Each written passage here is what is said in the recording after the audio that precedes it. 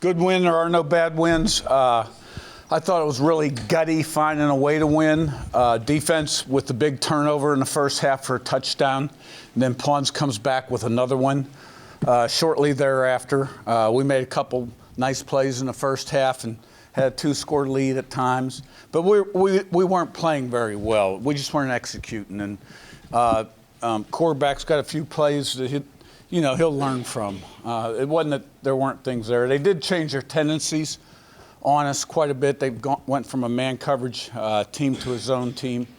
So at some point in the game, you almost like throw out 50% of the game plan and just start shooting them from the hip. And that's what the second half opened with the interception. So it was tight. We respond with a nice drive and a score. That was the point. I think one of those drives we had 3 runs for third down conversions. And then it became more about sometimes you just got to throw that game plan out. Like, okay, what works against this, right? And but it still comes down to the guys up front and the running back, Justice Ellison, 29 carries. The line did a great job up front. And, the punt return was good. Defensive stops kept coming back, coming up with plays. And, we gutted it out. And we're 8-0. And it was a great team effort. And I told the team after the game, I said really good teams, championship teams, they find ways to win games. And that's what we did today. We found ways to win a game. I guess is in terms of complementary football, the defense scoring a touchdown, special teams setting up a touchdown, the way you talk about adjusting in the second half, is this maybe in terms of all phases as much of kind of contribution as you've gotten in all 3 phases in the game this year? Well, I don't know if that's complementary football. Complementary football to me is you're playing well and you're balanced on offense and doing all the things you got to do in all 3 phases. What I would say is the defense really saved us early in the game, saved us, and then came up with some big turnovers, and then and then at the end of the game, the offense got the run game going, started eating some clock, and kept them off the field. And special teams with the big return, did their part, and we had some good plays on special teams. So, I think this is a close team with a lot of competitive character, guys that, really want to be good, have the right stuff, and they found a way to win. You mentioned Justice in the second half. What made you kind of go to him kind of almost exclusively there? I mean, that's the most carries I think you've had a running back having going back 3 seasons. Just what were you seeing from him that you knew you could lean on him in that second half? Yeah, there was a time we used to give that guy the ball 42 times a game, but we won't go there. Lawton had a little tweak and didn't feel like he was 100%. And Justin had the hot hand. We had Kalon take a few carries too. But I thought he was terrific. Allison.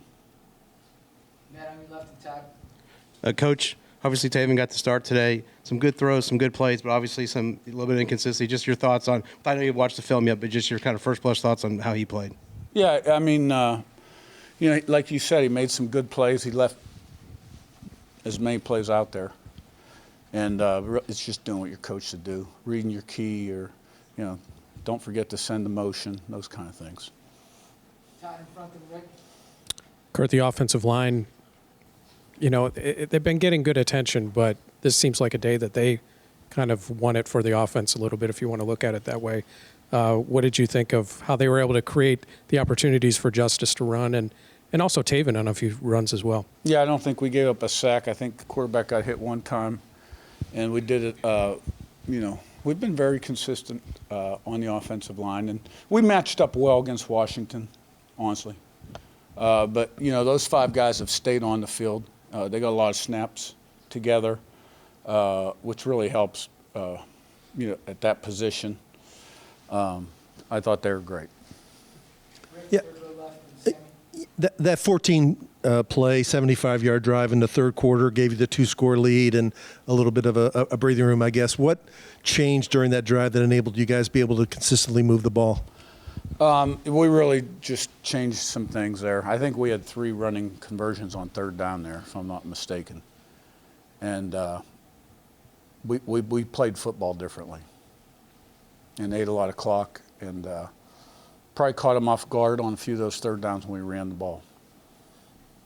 Same thing you left and Seth. Coach D'Angelo Pons, obviously a freshman All-American last year, but what makes him so good? The instinctual play on the screen for the pick six, and then just his athleticism on that second interception. You know, he's got good talent, but he's got competitive character. You know, he's a competitor, and he wants to be great. And, you know, he's got day in, day out consistency. You know, he does the things that help him improve on a daily basis. And, like, that's his goal. He wants to be the best football player he can be. And he loves the process and everything that goes into that. And he's intelligent.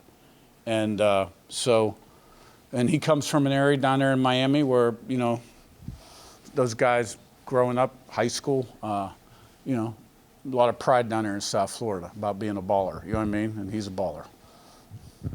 Seth on your left and Zach B.